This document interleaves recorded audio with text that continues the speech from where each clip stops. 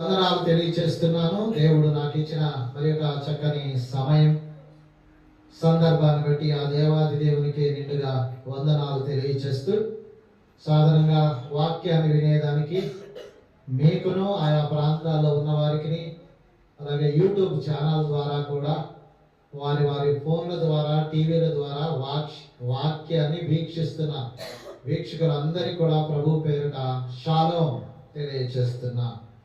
ఈ దినపు ధ్యానం కోసమై పరిశుద్ధ గ్రంథం నుండి ఒక్కొక్క వచనాన్ని చదువుకుంటూ ఆయన వాక్యాన్ని ధ్యానం చేసుకుందాం. చదవని వారు కూడా చదవటానికి ప్రయత్నం చేయండి. ప్రారంభపు వచనముగా పరిశుద్ధ గ్రంథం నుండి పరిశుద్ధుడైన యోబుగా రచించిన గ్రంథము 5వ అధ్యాయము 17వ వచనాన్ని ప్రారంభపు వచనముగా చదువుకుందాం. From the book of Job chapter 5 verse 17. దేవుడు గద్దించు మనుష్యుడు ధన్యుడు. కాబట్టి సర్వశక్తులకు దేవుని శిక్షను తృణీకరింపకము. చాలండి, విన్నాము కదా. ఎవరు ధన్యులు? Who is blessed? ఎవరు ధన్యులు అంటే లోకంలో ఈ మాటకు సింపుల్ గా I have to answer to this question simple. You have to answer this question simple. ఎందుకంటే ఎవరు ధన్యులు? ఉన్నవాడు ధన్యులు, ఆస్తి గలవాడు ధన్యులు, అందచందాలు కలిగిన వాడు ధన్యులు, ఆస్తి పాస్తులతో పాటు పేరు ప్రతిష్టలు కలిగిన వాళ్ళు. మనం ఒక్కొక్కరు చూస్తూ ఉంటే చక్కని డ్రెస్ వేసుకుని చక్కగా కార్లు వెళ్తా ఉంటే, చక్కని భవంతిలో ఉంటే, చక్కని అనేక స్థితిగతులు ఉంటే వాళ్ళకేమండి ఎంతో ఆశీర్వాదించబడిన వాళ్ళండి, వారెంతో ధన్యులండి అని కలిగిన దానిని బట్టి మనుషుడు ముఖస్థుతి చేయటం ఈ లోక పరంపర. It's a ritual in the society to honour the one who has a position in the society. అంతేగా, భోగభాగ్యాలు ఎవరికైతే ఉన్నాయో వారిని ధన్యులు అంటారు. కానీ the Bible is entirely different than I think, you think, she thinks.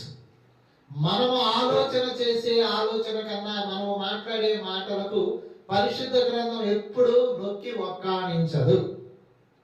నీవైతే అడుగులకు మడుగులొత్తుతావు, బైబిల్ ఎప్పుడు అడుగులకు మడుగులొత్తదు. ఉన్నది ఉన్నట్లుగానే మాట్లాడుతుంది. ఎందుకంటే వాక్యం అంటే దేవుడు, దేవుడే వాక్యమై ఉన్నాడు కనుక వాక్యమైన దేవునికి మన గురించి బాగా తెలుసు. రెండోది, కలిగినది కూడా ఆయన లేకుండా నథింగ్ హ్యాపెండ్ వితౌట్ హిమ్. కనుక ఎవరు ధన్యులు అంటే ఇక్కడ 17వ వచనంలో ఏమి రాయబడిందంటే చూద్దాము. దేవుడు గద్దించు మనుష్యుడు ధన్యుడు. నీ జీవితంలో ఎన్నో రకాలైన మంచి పనులు చేస్తున్నాను అనుకుంటాం, ఎన్నో రకాలైన గొప్ప కార్యాలు చేస్తున్నాం అనుకుంటాం. కానీ దేవుడు ఈ మాటకి ఏమంటా అంటే ఇవన్నీ మురికి గుడ్డలే అంటారు.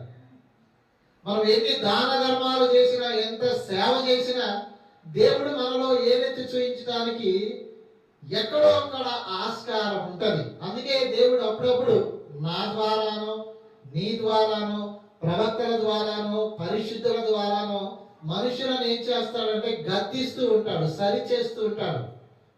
He has to correct myself, yourself. ఎందుకని మనం అనుకుంటాము నేను మంచి చేస్తున్నాను, నేనంతా correct, I'm 100% pure fellow, I'm 100% innocent అని అనుకుంటాం. కానీ దేవుడైతే ఎక్కడ చూసినా మనలో క్షణాల్లో పట్టేయడానికి ఆస్కారం ఉంటుంది. కనుక ఈ లోకంలో మొదటగా ఎవరు ధన్యులంటే ఆయన చేత గద్దించబడేవాళ్ళు, ఆయన చేత సరిచేయబడేవాళ్ళు, ఆయన చేత మరి ఇది తప్పు అని తెలియపరుస్తున్నప్పుడు సరిదిద్దుకునే వాళ్ళు ధన్యులుగా ఉన్నారు. కనుక దేవుడు నీ జీవితంలో ఎప్పుడైనా గద్దిస్తే ఆ గద్దింపుకు నువ్వు లోబడుతున్నావా, అప్పుడే నువ్వు ధన్యుడు. ఏంటి నువ్వు నాకు చెప్తావా? అసలు నీ స్థితి ఎంత, నా స్థితి ఎంత? అసలు నీకు పాడటం వచ్చా? అసలు నీకు ఆరాధన చేయటం వచ్చా? అసలు నువ్వు కాకి ఎత్తిస్తావు చెప్పు, అసలు నీ స్థితి ఏంటో చెప్పని చెప్పి ఎవరైనా ఎప్పుడైనా నిన్ను నువ్వు హెచ్చించుకోవాలనుకుంటే దేవుడు గద్దించేవారే ధన్యులే తప్ప నిన్ను నువ్వు హెచ్చించుకుంటే ధన్యుడు కాదు. గుర్తుపెట్టుకో. అంటే ఏంటి? మనం నిత్యం ఆయన చేత సరిచేయబడుతూ ఉండాలా. నిత్యం ఆయన ద్వారా గద్దించబడుతూ ఉండి. ఎందుకంటే గద్దిస్తే ఏమొచ్చింది? బుద్ధి వచ్చింది. పిల్లోడిని గద్దిస్తే ఏమొచ్చింది?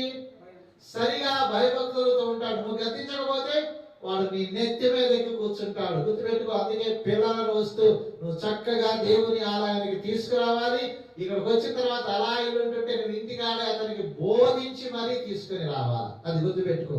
కనుక నీ పిల్లలను నువ్వు ఎలా గద్దించి గొప్పవాళ్ళు చేయాలనుకున్నావు, దేవుడు కూడా తన పిల్లలను గద్దించి గొప్పవాళ్ళు చేయాలనుకున్నాడు. కనుక మొదటిగా ఎవరు ధన్యులంటే ఆయన చేత గద్దించబడేవారే ధన్యుడు. కీర్తనకారుడు 32వ అధ్యాయము 1వ వచనం 2వ వచనంలో మరి ఒక ధన్యతను గురించి మనతో ఇలాగ మాట్లాడుతూ ఉన్నాడు. Open your Bible according to the book of Psalm chapter 32 verse 1 and 2. తన అతిక్రమములకు పరిహారమునందినవాడు, తన పాపములకు ప్రాయశ్చిత్తమునందినవాడు ధన్యుడు. ఎవరు ధన్యుడు? ఎవరు ధన్యుడు అంటే లోకంలో మానవునికి ఉన్న సహజమైన బుద్ధి ఏంటంటే తప్పు చేయటం. ఏ కాడికి తను తాను గొప్ప అనుకుంటాడు. తనకు తాను నేను ఎప్పుడు ఇలాంటి పాపం చెయ్యలేదు, చెయ్యను కూడా అంటాడు. కానీ దేవుడు నిలబెట్టి చూస్తే మేడి పండు లాగే ఉంటది. ఆ కవిగారు అన్నాడు ఏమని?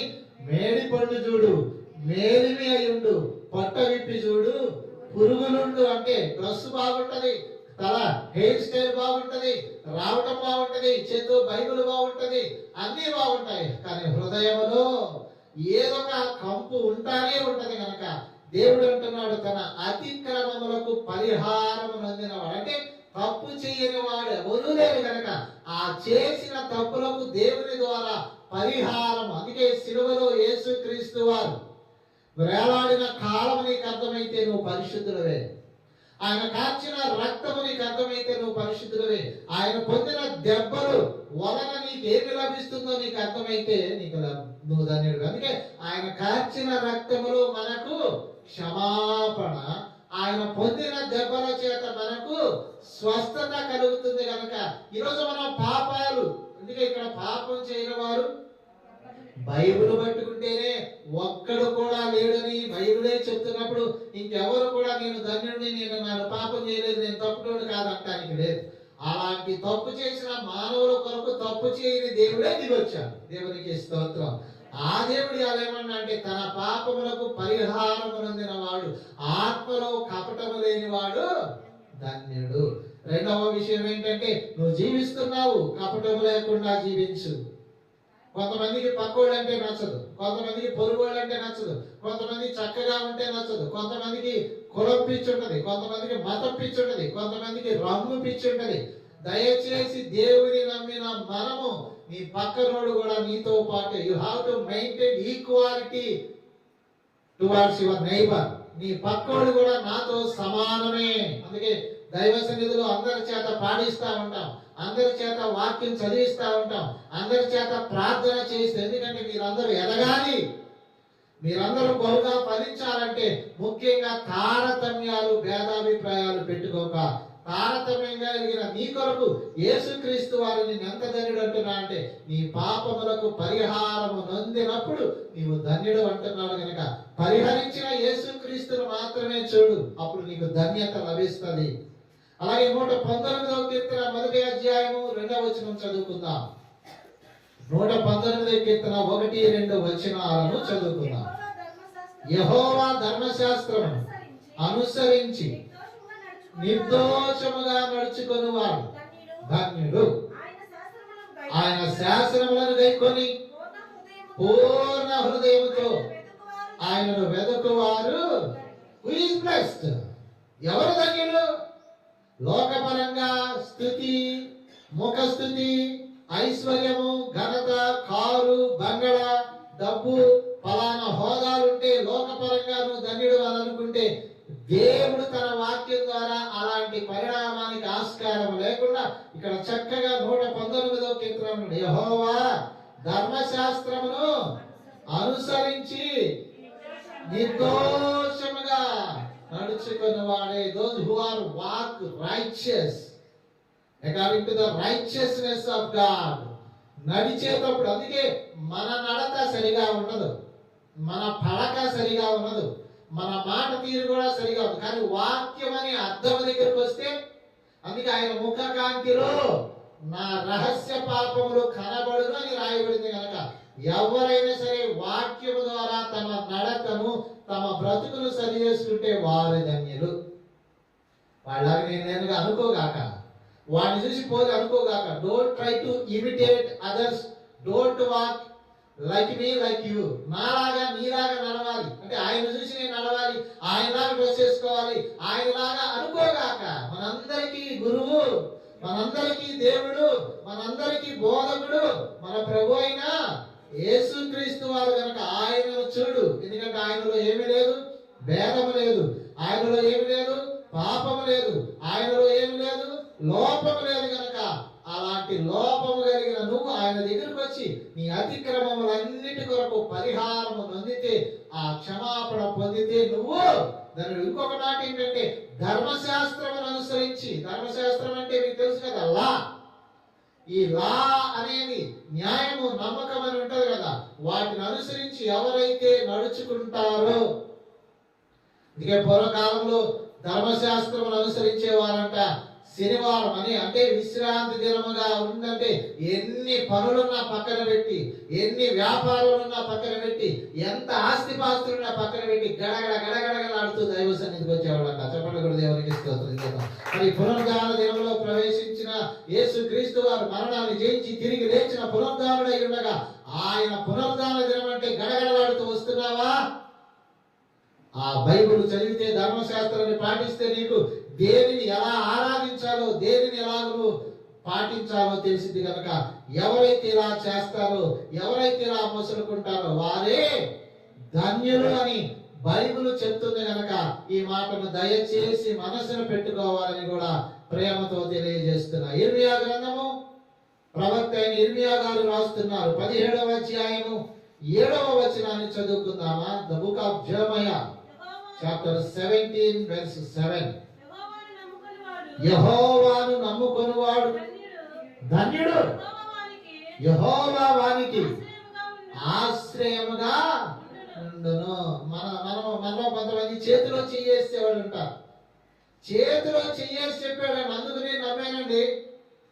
రెండోది, చిన్నప్పటి నుంచి నాకు బాల్య స్నేహితులండి, అందుకు నమ్మానండి. కానీ నిలువు నా మోసం చేశాడు అనేవాడు లేవా? సంఘటన లేవా? అందుకే పరిశుద్ధ గ్రంథం ఒకసారి చేత పట్టుకుంటే ఒక ఘోరమైన గొప్ప మాట ఏంటో తెలుసా? నీ ముఖ్య స్నేహితుని యందు నమ్మిక ఉంచదు. Don't believe your best friend in your best friend. ముఖ్య స్నేహితుడు, చిరకాల స్నేహితుడు ఎవరైనా ఉంటే వాడిని నమ్మద్దు. ఎందుకంటే గొయ్య దొబ్బేది వాడే, ఇంటి వాసాలు లెక్క పెట్టేది వాడే, ఇంట్లో ఏమోనో తెలిసింది కూడా అతనికే. కనుక జాగ్రత్తగా ఉండాలి. సరే, ఏమేమైనా వాక్యం ఏమంటుందంటే ఒకసారి చూద్దాం. యెహోవా నమ్ముకొనువాడు ఎవరు ధన్యుడు? ఎవరు ధన్యుడు? ఎందుకు నమ్ముకోవాలి దేవుణ్ణి? ఎందుకు నమ్ముకోవాలి దేవుణ్ణి అంటే దేవుడు మానవుడుగా నీ కొరకు దిగి వచ్చినందుకు నమ్ముకోవాలి. పాపం చేసిన నువ్వు, పాపం చేయని ఆయన నీ పాపాన్ని ఆయన పాపంగా చేసుకున్నందుకు నమ్మాలి. పాపం చేసిన ప్రతి వాడికి శిక్ష తప్పదైతే నీ శిక్షను తప్పించి నీ శిక్షను ఆయన శిక్షగా మరణించుకొని నీ కొరకు కలువరి శిలువలో నీ శిక్షను ఆయనే భరించాడు కనుక నమ్ముకోవాలి. పాపం చేసిన ప్రతి ఒక్కడికి శిలువ శిక్ష లేదా కొరడా దెబ్బలు లేకపోతే మరణాన్ని విధించిన ఆనవాతి అయితే నీ కొరకు కొరడా దెబ్బలు తిన్నా, నీ కొరకు శిలువ శిక్షను భరించిన, నీ కొరకు రక్తం కార్చిన, నీ కొరకు ప్రాణం పెట్టాడు కనుక అందుకు ఆయన నమ్ముకోవాలి. చెప్పండి కూడా దేవునికి స్తోత్రం చేద్దాం. ఎందుకు నమ్ముకోవాలి? నువ్వు నమ్మకస్తుడు కాకపోయినా ఆయన నమ్మకస్తుడుగా ఉన్నాడు. నువ్వు పాపం చేసినా నీ పాపాన్ని ఆయన పరిహరించాడు. నువ్వు దోషమైనా నీ దోషాన్ని ఆయన భరించి నీకు దోషము లేకుండా చేశాడు. ఇంకా చెప్పాడు, ఉచితముగా నిత్య జీవము కూడా ఇచ్చాడు. దేవునికి మహిమ కలుగును గాక. ఊరకనే పరలోకాన్ని ఇచ్చాడండి. పరలోక సింహాసనం మీద కూర్చుంటానికి ప్రకటన గ్రంథం 3:21 చూస్తే, జయించు వారికి నాతో కూడా నా సింహాసనమందు by the same throne of mind, నా సింహాసనమందు కూర్చోడానికి ఇచ్చే భాగ్యం ఇచ్చాడంటే ఆ దేవుని నువ్వు నమ్ముకుంటే నీవు ధన్యుడవు. ఎవరు ధన్యుడు? మనిషిని నమ్ముకోగాక. భర్త భార్యని నమ్ముకుంటారు కానీ జరగకూడని సంఘటనలు ఎన్నో జరుగుతాయి. ఎందుకంటే ఒకటంటే ఒకటి సరైన అవగాహన లేక. కానీ దేవుడైతే మోసం చేయడానికి ఆయన మోసంగా కాదు, ఇంకా ఆయన అన్యాయం చేయడానికి ఆయన ఎప్పుడు అన్యాయస్తుడు కాదు. ఆయన నమ్మకమైన దేవుడు అయి ఉన్నాడు కనుక అలాంటి దేవుడిని నమ్ముకుంటే వారే ధన్యులు అని బైబిల్ చెప్తా ఉంది. అలాగే మరి ఒక మాట చూద్దాం. దానియేలు గ్రంథము, పరిశుద్ధులైన దానియేలు గారు రచించిన గ్రంథము 12వ అధ్యాయము 12వ వచనాన్ని చదువుకున్నట్లయితే ఒక సంఘటన చూద్దాం. The book of Daniel chapter 12 verse 12. 335 దినములు తాళుకొని కనిపెట్టుకుని వాడు ధన్యుడు. ఎవరు ధన్యుడు? ఒక షార్ట్ ఫామ్ లో చెప్తాను. ఇక్కడ రాయబడిన మాటను మనం చూస్తే ఎవరు ధన్యుడు? సంవత్సరములకు ఎన్ని దినములు? 360 దినములు. ఎన్ని నెలలు? 12 నెలలు. ఎన్ని వారములు? 52 వారాలు. ఇలాగ 365 రోజుల పాటు, అనగా ప్రతిరోజు నీకు కృపా భాగ్యం అనుగ్రహిస్తున్న దేవుణ్ణి ఎవరైతే విశ్వసిస్తారో, అదే కదా 365 రోజులు. లేకపోతే ఒక మాటలో చెప్పాలంటే నువ్వు బ్రతికినంత కాలం కృప చూపేవాడు దేవుడే కనుక ఆ 365 రోజులు కృప చూపుతున్న దేవుని యందు విశ్వాసం ఉంచేవాడే. చెప్పండి కూడా దేవునికి స్తోత్రం చెప్తా. నీ దేవుడు ఎవరో తెలుసా? 365 రోజులు పాటు. అందుకే ఈ పరిశుద్ధ గ్రంథాన్ని ఇలా పట్టుకుంటే, ఈ పరిశుద్ధ గ్రంథ the Bible gives an assurance to me, to you as well as others. Bible ఇచ్చే భరోసా ఏంటో తెలుసా? భయపడకుము. భయపడకుమని చెప్పగలిగిన డాక్టర్ కూడా పెదాలతో చెప్పగలడు కానీ గ్యారెంటీగా చెప్పలేడు. కానీ దేవుడు ఎవరంటే నిత్యము నీతో భయపడకని చెప్తున్నాడు. ఇలా ధన్యుడు ఎవరంటే అలాంటి 365 రోజులు కృప చూపేవాని యందు విశ్వాసం ఉంచేవాడే ధన్యుడు. దేవునికి స్తోత్రం. మరి ఆ దేవుని యందు నమ్మకం ఉంచుతున్నావా? ఆ దేవుని యందు నువ్వు ఘనముగా విశ్వాసం ఉంచుతున్నావా? అంటే నీ దినాలన్నిటిలో ఆయన్నే ఎవరైతే ఎక్కువగా విశ్వాసం ఉంచి ఘనపరుస్తారో వారే, అంటే ఒక మాటలో చెప్పాలంటే దేవుని కలిగిన నువ్వు ధన్యుడు. ఆయనను ఆరాధించే నువ్వు ధన్యుడు. ఆయన పాటలు పాడుతున్న నువ్వు ధన్యుడు. ఆయన సన్నిధికి వస్తున్న నువ్వు ధన్యుడు కనుక. రాకపోతే దరిద్రుడివే. ఆయన కలిగి ఉండకపోతే ఆ దరిద్రుడివే కనుక గుర్తుపెట్టుకో. ఎవరు ధన్యులు అంటే ఇక్కడ చక్కగా దానియేలు అంటున్నాడు. ఈ 365 రోజులు అయితే బతికినంత కాలం ఎవరైతే ఆయనను కలిగి ఉంటారో వారే ధన్యులు అంటున్నారు కనుక అట్టి ధన్యత నీకు ఉండాలంటే ప్రతిరోజు, అందుకే చెప్తున్నాం, రాత్రి ఎంత ముఖ్యమో పగలు అంతే ముఖ్యం. ఈ రోజు నుంచి ఇంకొక నిర్ణయం కూడా తీసుకున్నాను కనుక నీకు బాప్తీసం ద్వారా పెట్టబడిన పేరు ఎప్పటికీ నీకు ఉండాలంటే పగలు భేదం పెట్టుకోగాక, రాత్రి అనే భేదం పెట్టుకోగాక. పగలు ఎంతో ముఖ్యమో రాత్రి అంతే ముఖ్యమని నీ ప్రభువును గణపరచు, మహిమపరచు. ఇంకొక మాటను చూద్దాం. జ్ఞాని అయిన సొలొమోను గారు రాస్తున్న ప్రసంగి గ్రంథంలోనికి రండి.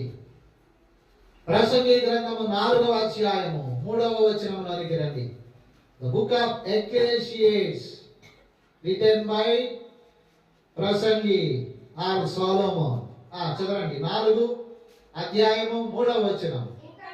ఇంకను పుట్టినవాడు ఒకరే సూర్యుని కింద జరుగు అన్యాయపు పనులను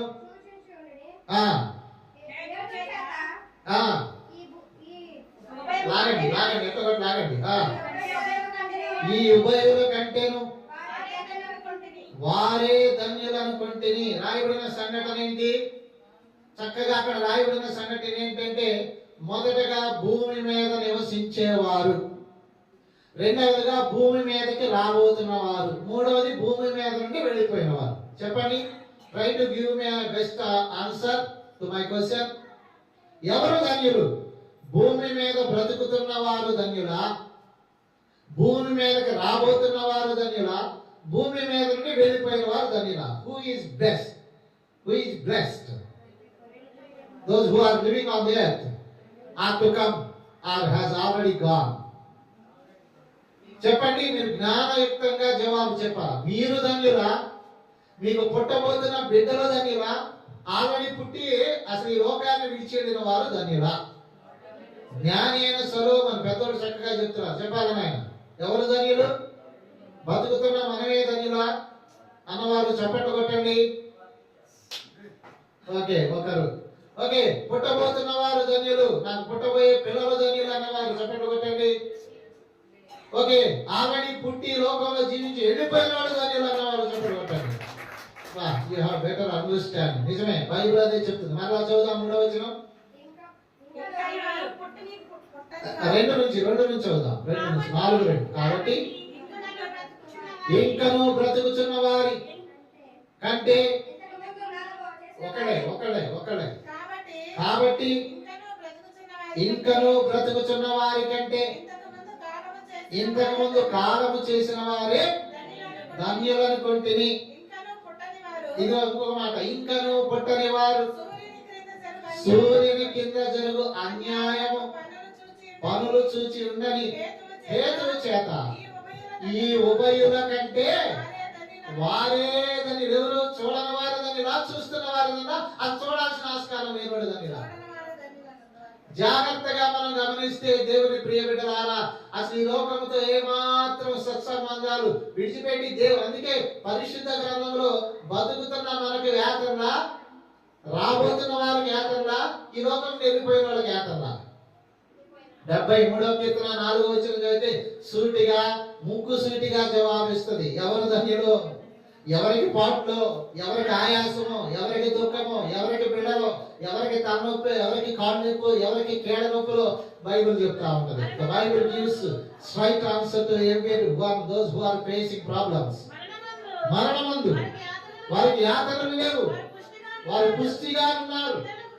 ఇతరులకు కలుగు ఇబ్బందులు వారికి కలుగవు, ఇతరులకు పుట్టినట్లు వారికి తెగులు, ఏ తెగులు నీ గుడారము సమీపించదయా. అది దేవుని వలన. కానీ ఇక్కడ తెగులు ఎవరికి? బతికిన వారికి. తెగులు ఎవరికి? రాబోతున్న వారికి. తెగులు ఎవరికి? వెళ్ళిపోయిన వాళ్ళకే ఉంది. అందుకే బైబిల్ చెప్తుంది, ఎవరు ధన్యులు? రాబోతున్న వారు ధన్యులు కాదు, ఇప్పుడున్న మనం ధన్యులు కాదు, మనకన్నా వెళ్ళిపోయిన వాళ్ళు ఎంతో ధన్యులండి. వాటి బ్లెస్డ్ ఇట్ ఈస్. నిజంగా వెళ్ళిపోయిన వాళ్ళకి ఏమి లేదంట, ఇక్కడ బైబిల్ చెప్తుంది వారికి తెగులు లేదంట, నొప్పి లేదంట, ఆ సమయానికి బిళ్ళ లేదంట, సమయానికి వాటర్ లేదంట, సమయానికి అన్నం తినాల్సిన ఆవశ్యకత లేదంట, సమయానికి నిద్రపోతే సమయానికి ఇది అదంట. కానీ దేవుని ప్రియబిడ్డలారా, నిజంగా దేవుడు ఎంత ధన్యత. మరణమందు వారికి యాతనలు లేవంట. యాతనలు ఎవరికి? అందుకే ఎవరు ధన్యుడండి? నేను ధన్యుడు అంటే నీ ఆస్తిని బట్టి ధన్యుడా, నీ అందాన్ని బట్టి ధన్యుడా? నేను చూసాను సెన్సెస్ భారతదేశంలో పేరొందిన వాళ్ళ ఇంట్లోకి వెళ్ళి 4 సార్లు కూడా చేశాడంట. పేరొందిన యాక్టర్లు సైతం, ఇంకా పెద్ద పెద్ద వాళ్ళు చూస్తాం. ఎవరు ధన్యులు? దేశంలో ఆయన ధన్యుడు అనుకున్నారు. 6 కోట్లు కూడా చెల్లిపోయాడు అంతే. ఇప్పుడు ఆయన ఎదగడానికి 23 టీములు పెట్టారన్న పోలీసులు. 23 టీములు పెడితే ఒకరిని పట్టుకోవడానికి ఎవరు ధన్యులు? ఇంకా చెప్పాలంటే ఆ ప్రాంతం అంతా ఫుల్ హై సెక్యూరిటీ ఉంటుందంట. సూది పడితే టంగని పోతే వెంటనే దాన్ని పట్టేసి అంత పరిజ్ఞానం ఉన్న దినాలు ఒకడు పైకి వెళ్ళి నిద్రపోతున్నాడని చంపగలిగాడంటే ఎవరు ధన్యులు? అందుకే ఎవరికి గ్యారెంటీ లేదు. దేవుని ప్రియ బిడ్డలారా, ఈ మాటలు విన్న తర్వాత ఎవరు ధన్యులో ఆలోచన చేసుకొని, ఏదేమైనా దేవుని మహాకృప వలన మనం బతుకున్నాం. దేవుని దయ వలనే మనం బతుకున్నాం కనుక ఇంకెంతకాలం బ్రతుకుతాం తెలియకపోయినా బ్రతుకు ఆయన ధర్మశాస్త్రాన్ని అనుసరించి బ్రతుకు, ఆయన వాక్యాన్ని అనుసరించి బ్రతుకు, ఆయనంటే భయభక్తులు కలిగి బ్రతుకు, ఆయన చిత్తం నెరవేర్చడానికే బ్రతుకు. అదే ధన్యత. ఎందుకంటే బతుకున్నాం, మరి దేవుని చిత్తం ప్రకారంగా బతుకున్నాం. ఎప్పుడు పోయేదమో, ఎన్ని రోజులు ఉంటుందో, ఎన్ని సంవత్సరాలు ఉంటుందో తెలియకపోయినా ఉన్ననాడు ఆ ధన్యతను మనం కలిగి ఉండాలంటే దేవుని వాక్యం ఏం చెప్తుందో అలాగే జీవించు. దేవుని చిత్తం ఏం బోధిస్తుందో అలాగే నువ్వు జీవించి ఆ ధన్యతకు నువ్వు వారసుడు కావాలి. ఇంకొక మాట కావాలంటే కీర్తన గ్రంథం 1:1 చదువుదాం. 1:1 చదివి సెలవు తీసుకుందాం. 1:1-2 దుష్టుల ఆలోచన చొప్పున నడువక, పాపుల మార్గమున నిలువక, అపహాస్యులు కూర్చుండు చోట కూర్చుండక, యెహోవా ధర్మశాస్త్రమునందు ఆనందించుచు దివారాత్రులు ధ్యానించువాడు ధన్యుడు. రోజు చర్చికి వచ్చేవాడా, చర్చికి రానుడు? రోజు ప్రార్థన చేసేవాళ్ళ చేయనివాళ్ళ, రోజు నీ చేతిలో ఉన్న వాక్యం చదివేవాళ్ళ చదవని వాళ్ళ, మీరు ఆలోచన చేసుకుని ఆ ధన్యత నీకు కావాలంటే ఖచ్చితంగా దేవుని పాదాల దగ్గరికి వచ్చేవాడుగా ఉండు, ఖచ్చితంగా గదిలోకి వెళ్ళేవాడిగా ఉండు, ఖచ్చితంగా నీ చేతిలో ఉన్న పరిశుద్ధ గ్రంథాన్ని నిత్యము పఠించేవాడుగా పఠించే దానిగా నుండి ఆ ధన్యతకు నువ్వు మరి వారసురాలుగా అవ్వాలని తెలియచేస్తూ ఈ వాక్యాన్ని ముగిస్తున్నాం. దేవుడి వాక్యాన్ని మన కొరకు దీవించును గాక. ఆమేన్.